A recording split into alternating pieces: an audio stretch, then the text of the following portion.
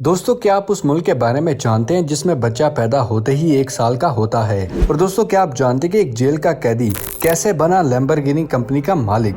और दोस्तों, हेरा फेरी फिल्म में ये लंबा आदमी कौन था? जानकर आप भी हैरान रह जाओगे। तो दोस्तों, आज की वीडियो स्टार्ट करते हैं। Fact number 1। दोस्तों, क्या आप जानते हैं कि टेलीफोन को इंट्रोड्यूस किसने करवाया था? आप सबका जवाब होगा अलेक्जेंडर ग्राहम बेल ने।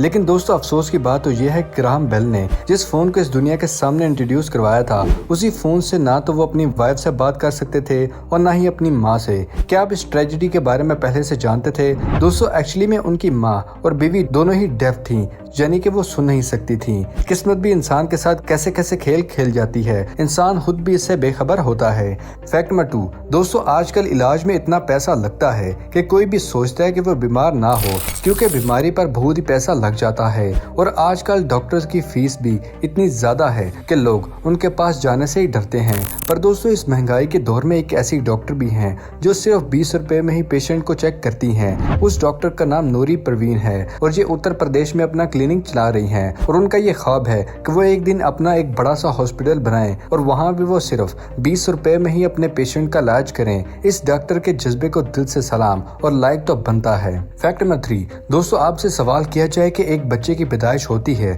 तो उसकी उम्र कितनी होती है? इस सवाल पर आप ये सोच रहे होंगे कि ये कैसा अजीब सा सवाल है, क्योंकि बच्चा तो अभी पैदा ही हुआ है तो उसकी उम्र की बात कहाँ से आ गई। पर दोस्तों, क्या आप जानते हैं कि साउथ कोरिया में पैदा हुए बच्चे के साथ दुनिया में बाकी पैदा हुए बच्चों जैसा नहीं होता। साउथ कोरिया में पैदा होने वाले बच्चे को पहले ही दिन 1 साल का मान लिया जाता है। तो दोस्तों, इसके पीछे की रीजन ये है कि वहाँ के लोग ऐसा मानते हैं कि बच्चे ने पैदा होने से पहले 6 माह माँ के पेट में गुजारे हैं और इसलिए साउथ कोरिया में जब भी कोई बच्चा पैदा होता है तो उसे 1 दिन का मानने के बजाय 1 साल का कहा जाता है। आपकी इसके बारे में क्या राय है? हमारे साथ कमेंट सेक्शन में जरूर शेयर कीजिएगा। Fact number 4। दोस्तों, तम्बाकू काफी जानलेवा चीज है, ये तो बात हम सभी जानते हैं। लेकिन अगर आपसे कहा जाए कि इसी तम्बाकू से एरोप्लेन का फ्यूल बनाया जाए तो आप इसके बारे में यकीन करेंगे? पर दोस्तों, ये बात बिल्कुल सच है। साइंटिस्ट एक ऐसे फ्यूल को बनाने में लगे हुए हैं जिसको तम्बाकू की मदद से बनाया जाएगा और इसको किसी भी प्लेन में इस्तेमाल किया जा सकता है और इस फ्यूल की कॉस्ट भी बहुत ही कम होगी। इस तम्बाकू का नाम सोलारिस है, जो कि निकोटीन फ्री है और साइंटिस्ट के मुताबिक इस फ्यूल के इस्तेमाल से 75% पोल्यूशन में कमी भी आ जाएगी। Fact number 5। दोस्तों, लैम्बोर्गिनी कंपनी का आगाज फ्रिशियो लैम्बोर्गिनी ने साल 1963 में किया था, जब लैम्बोर्गिनी कंपनी सिर्फ ट्रैक्टर को बनाती थी। आगाज में फ्रिशियो इटालियन रॉयल एयर फोर्स में मैकेनिक हुआ करते थे और जंग में इस्तेमाल होने वाली गाड़ियों और हथियारों को रिपेयर किया करते थे। और इसी जंग के दौरान इटली ने जब सरेंडर कर दिया था, तब जर्मन ने वहाँ के लोगों को कैदी बना लिया, जिसमें ये भी शामिल थे। जेल से बाहर आने के बाद उन्होंने अपनी कंपनी का आगाज किया और देखते ही देखते उनकी कंपनी इटली की सबसे बड़ी और फेमस ट्रैक्टर मैन्युफैक्चरिंग कंपनी बन गई। फ्रिशियो को स्पोर्ट कार का काफी शौक था, इसलिए उन्होंने फरारी की कार खरीदी। लेकिन इस कार में भी उन्हें क्लच में कोई प्रॉब्लम फेस करना पड़ी और इसकी शिकायत लेके वो जब फरारी के फाउंडर एंजो फरारी के पास गए तो एंजो ने उनकी इंसल्ट कर दी और तब उन्होंने इरादा कर लिया कि वो अब दुनिया के सामने एक ऐसी स्पोर्ट्स कार को इंट्रोड्यूस करवाएंगे कि असल में स्पोर्ट्स कार होती कैसी है। और तब से लैम्बोर्गिनी कार को बनाने का सिलसिला स्टार्ट हुआ और आज लैम्बोर्गिनी दुनिया की सबसे बेहतरीन कार बनाने वाली कंपनी में शुमार होती है। दोस्तों, दिल में जज्बा इरादा मजबूत हो तो हर चीज मुमकिन हो जाती है। Fact number 6। दोस्तों, जिस ताजमहल को शाहजहां ने मुमताज की याद में बनाया था, उस महल को किसने 3 बार सेल किया? मदेश कुमार, जिसको दुनिया नटवर लाल के नाम से जानती है, जिसको इसके गांव के लोग इस बात पर प्राउड फील करते हैं कि वो गांव में पैदा हुआ था और उसने ताजमहल, लाल किला और बाकी भी कई चीजों को सेल किया था। वो भी एक बार नहीं बल्कि कई बार उसने ऐसा किया था।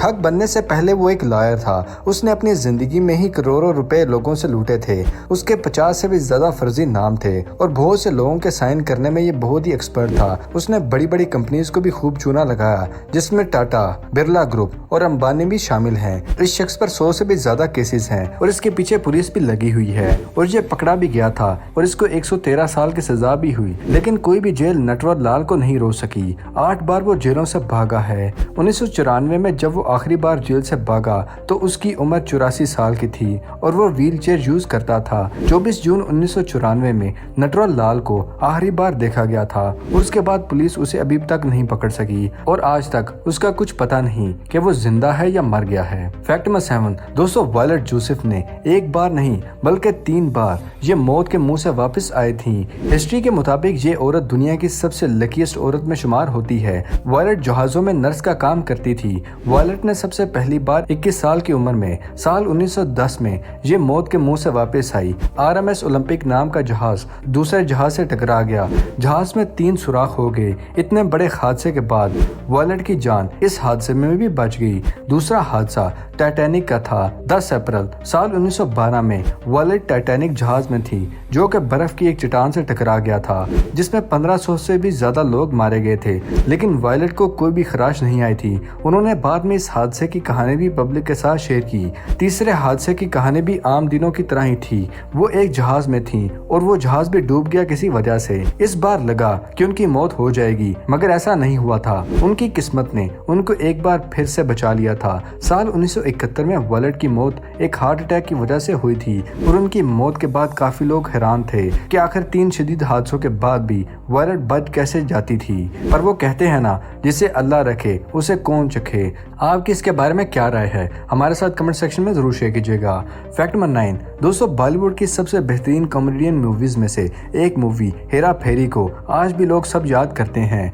इस मूवी में एक बहुत ही शानदार कैरेक्टर था जिसको कोई नहीं देख सका। आखिर ये आदमी कौन था? मूवी में काले कपड़ों में नजर आने वाला ये शख्स रियल लाइफ में एक पुलिसमैन है। इस शख्स का नाम जगदीप सिंह है जो कि पंजाब पुलिस में हेड कांस्टेबल है और जगदीप के नाम इस दुनिया के सबसे लंबे पुलिसमैन होने का रिकॉर्ड भी है। इनकी हाइट 7 फीट 6 इंच है। इसकी उम्र 35 साल है और द ग्रेट काली से भी 5 इंच बड़े हैं। ये बहुत ही फेमस हैं। फैक्ट नंबर 9 दोस्तों, एक मैच के दौरान रोनाल्डो ने शानदार किक लगाई मगर रेफरी ने गोल देने से इनकार कर दिया, जिसके बाद रोनाल्डो ने अपना कैप्टन आर्म बैंड गुस्से में ग्राउंड में फेंक दिया। लेकिन कौन जानता था कि ये बैंड एक 6 माह के बच्चे के लिए किसी मौजे से कम नहीं होगा।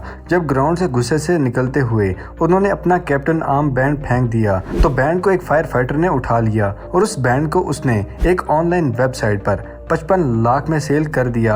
उस बैंड के पैसों से उस शख्स ने जो किया उससे लगता है कि इंसानियत आज भी जिंदा है। उसने ये पैसे एक बच्चे के इलाज के लिए दे दिए जो कि बहुत ही जानलेवा बीमारी में मुब्तला था। फैक्ट नंबर 10 दोस्तों, क्या आप जानते हैं कि एस्ट्रोनॉट स्पेस में अपने साथ गन भी लेके जाते हैं? लेकिन आखिर स्पेस में गन का क्या काम होता है? एक्चुअली दोस्तों, गन की जरूरत स्पेस में नहीं बल्कि स्पेस से वापस आने पर पड़ती है। सब एस्ट्रोनॉट ऐसा नहीं करते। सिर्फ रशिया के एस्ट्रोनॉट्स अपने साथ गन लेके जाते हैं क्योंकि वहां पर साइबेरिया के घने जंगल हैं जिसमें खतरनाक जंगली जानवर रहते हैं। अगर उनका लैंडिंग कैप्सूल ऐसी जगह पर आ जाता है तो वो जंगली जानवरों से खुद को बचाने के लिए अपने साथ गन रखते हैं, क्योंकि ऐसा वाकया साल 1965 में पेश आ चुका है जब स्पेस से वापस आने पर लैंडिंग कैप्सूल में कोई मसला हो गया था और टारगेट से 1000 किलोमीटर दूर एक घने जंगल में लैंड कर गया था और साइंटिस्ट का सामना बहुत ही खतरनाक जानवरों से हुआ था। तो अपनी जान बचाने के लिए उनके पास कोई हथियार नहीं था और वापस टीम के पास पहुंचने के लिए बहुत ही मुश्किल पेश आई। इस वाकये के बाद रशियन एस्ट्रोनॉट स्पेस किट में गन भी शामिल कर दी गई थी। तो दोस्तों, उम्मीद करते हैं आपको आज की वीडियो पसंद आई होगी। वीडियो पसंद आने की सूरत में कुछ नया जानने पर वीडियो को लाइक करें। अगर अभी तक आपने हमारे चैनल को सब्सक्राइब नहीं किया तो इसे सब्सक्राइब कर लीजिए और साथ मौजूद बेल आइकन को दबाकर ऑल नोटिफिकेशन को इनेबल जरूर कर लें ताकि हमारी हर नई आने वाली वीडियो आपको बजरिया नोटिफिकेशन आसानी से मिल सके।